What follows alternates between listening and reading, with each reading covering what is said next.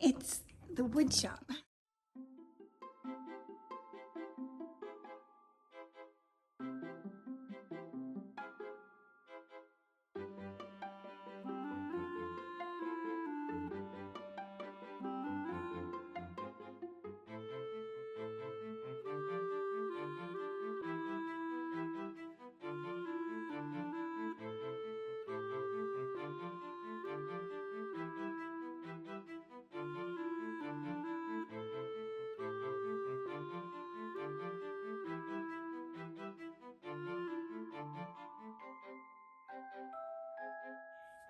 You won't quite realize how much effort, but I want you to know the effort only because you can know that whatever effort you bring out, it's natural that it should be that way.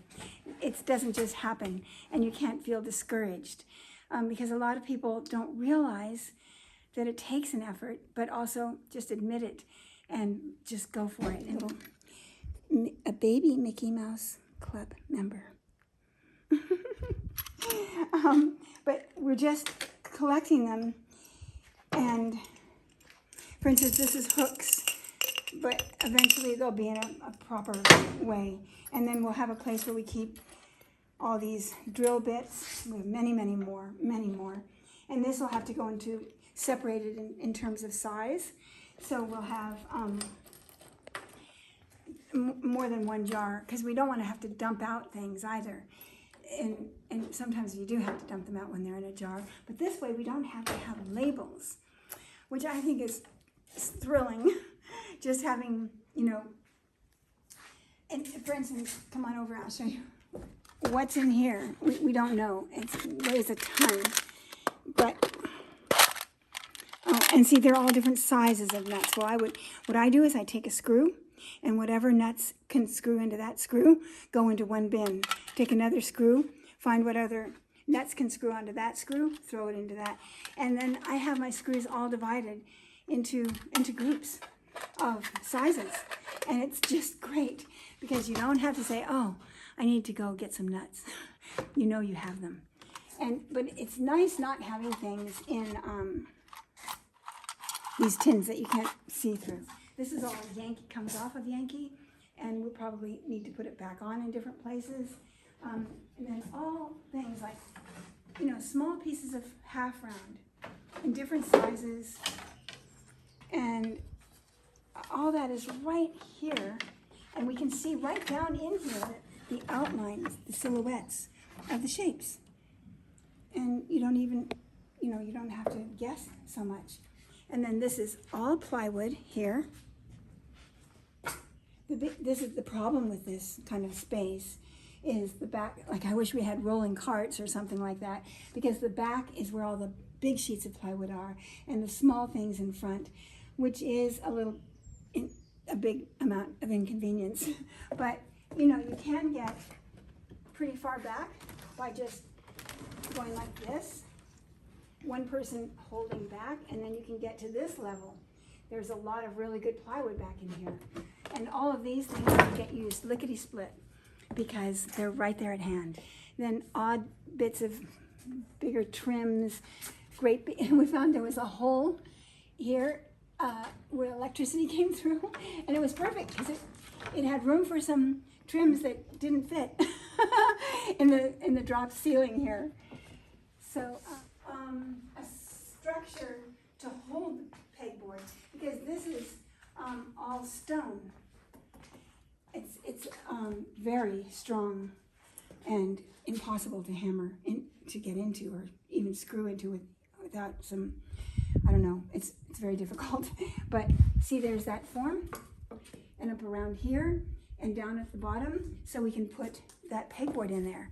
And we have all the little hooks for it, which would have just never been used, but we thought, okay, great, here's a space where we can use it and hang hammers and odd shapes of things that really aren't very well served in drawers. You see, we have lots of drawers and cupboards and cupboards and cupboards and cupboards, but no place to just put things that you just want to grab, you know, that are useful. And to get kind of easy access, but out of the way, we gave up one end. Oh, here's another member of M-I-C-K-E-Y-M-O-U-S-E, Mickey Mouse, Mickey Mouse. Yay, yay, yay. But see, we put clamps here. We have more clamps. But this kind of clamp is out of the way and easy to access, both. And then there won't be anything around this workbench, so we'll have it free to use on all the other 3 sides, and this will all be cleared and able to be used along here too. We've already done quite a lot, but we're still working at it. As you can see, this counter was much messier. It was piled up to here with stuff. Drawers were all open. Everything was helter-skelter. And now what I'm doing is getting ready to make some shelves where we might need them. And we'll keep all of our equipment and all tucked up in cupboards and down under in cupboards. So this one already has a shelf, so we can work with that. This one needs shelves, and we have extras of these that we'll use. I believe we have some, and we can put shelves in here. Maybe just one other shelf here as well.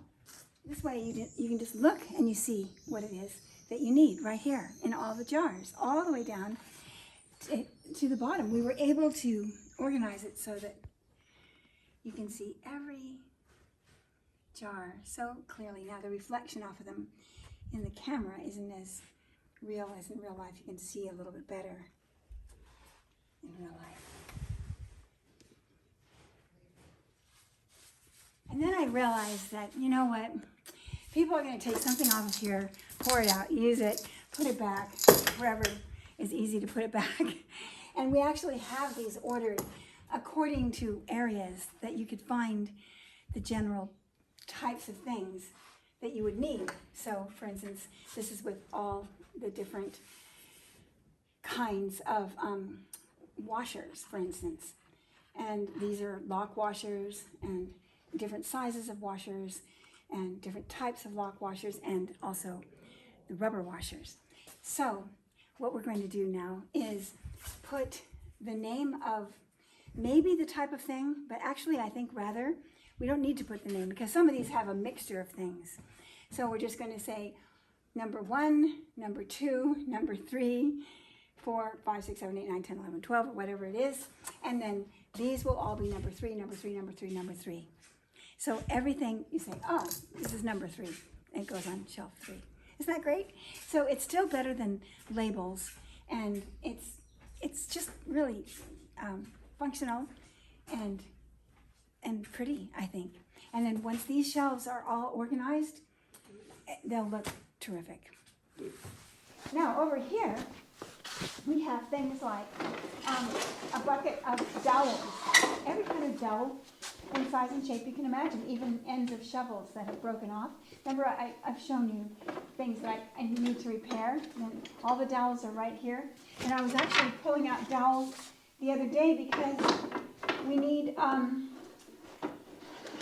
towel rack up in the captain's quarters on Yankee. And I was going through and looking for those in here. We don't have a lot of paints up here because we don't really work up here much now. But there are still paints, and we bring them down to use on Yankee. And it's so great to be able to see what we have all in one place. They were just scattered all over the hallways and passageways and different rooms and here and there. But now they're together and useful. This isn't, well, you know what? I'm going to stop here, and I'll take you around a little closer with me, and we can look at more detail. Okay? That was fun.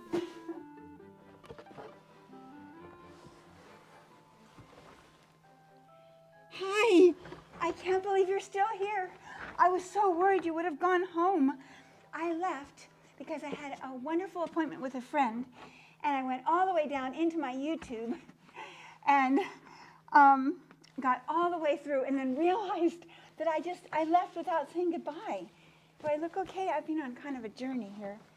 Anyway, I had forgotten a few different important points of discussion with us on this issue of the wood shop and other related topics.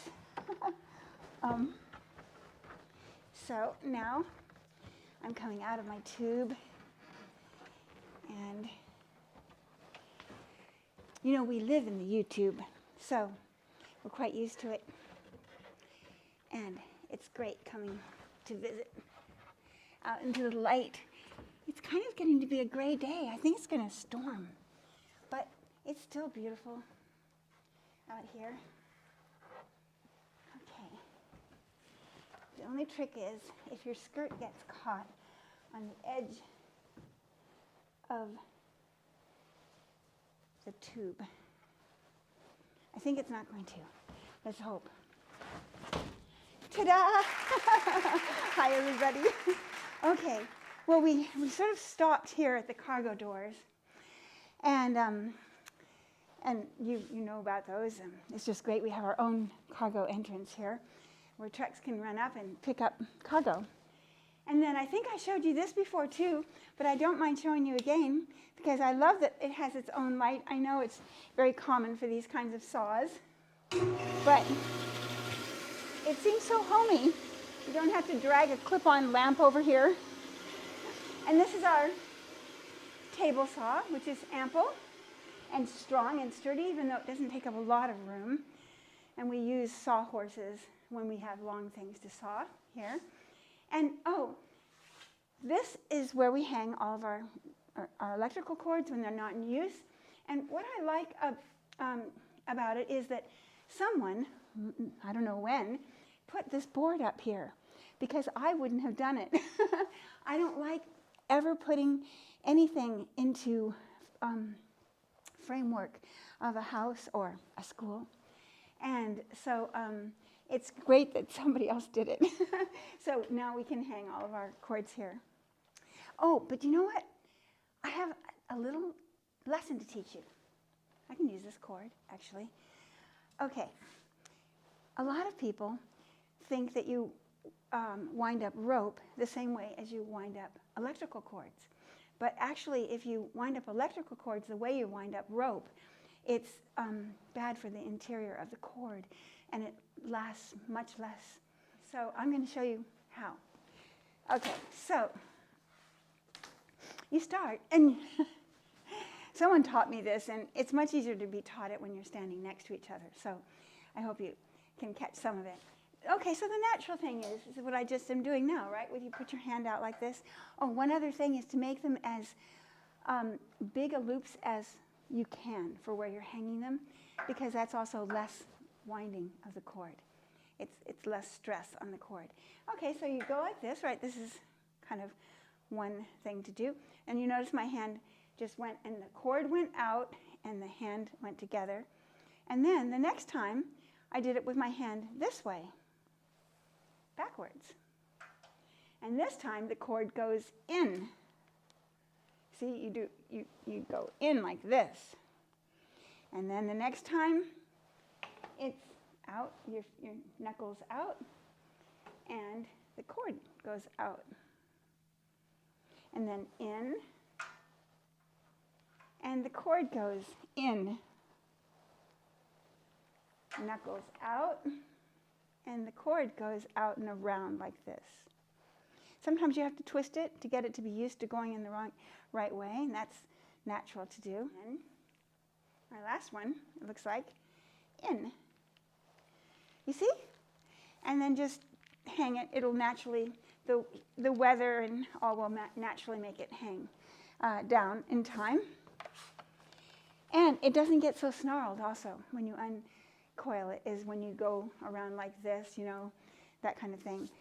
So that's for ropers in rodeos. Okay, and then we also have this wonderful drill press here. It doesn't have its own light. So we wear a headlamp when we use this. And this looks like a functional piece of furniture, but it's actually not. It's here for repair. So it's just sitting here looking like it's useful, but it's actually not. But this is very useful. I have never had a pegboard before.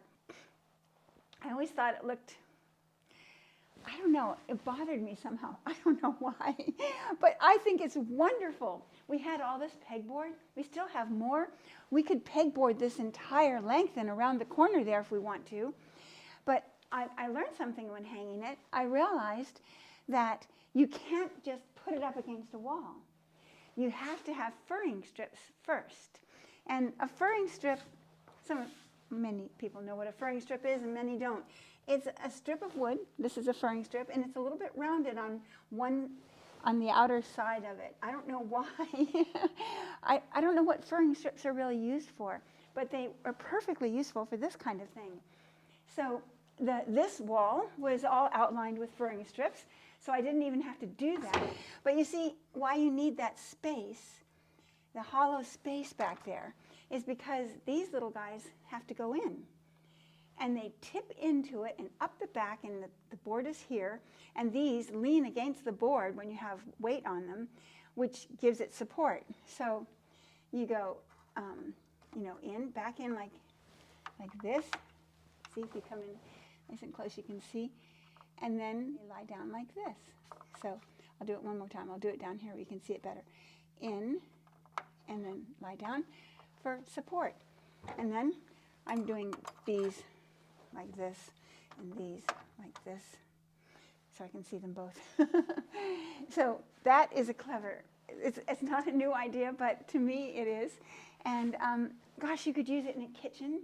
You can use it in a utility room or a shed or anywhere. And I think it's a really practical thing. So it's lots of fun. All these things were here. These long ones, like from a store. Don't they look like they're from a store?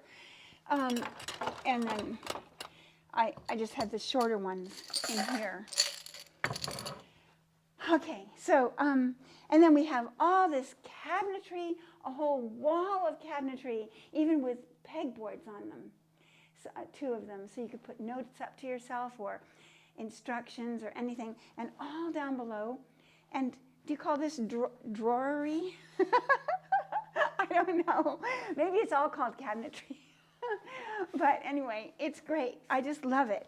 We have it with all kinds of, I'm trying to, a kind of a fun one to look into. Oh, this is a good one. Look we have all of our electrical things. We didn't have any more places to put these upright, so we put them in here. And here's the light bulb department. All right. So here's another funny little idea. We had no place to put all these clamps and different types of clamps and so forth. And so they ended up, here at the end of at this workbench. And it works out so well. When you need a clamp, you just take it off. I even have a couple of wrenches here, plumbing wrenches clamped on there.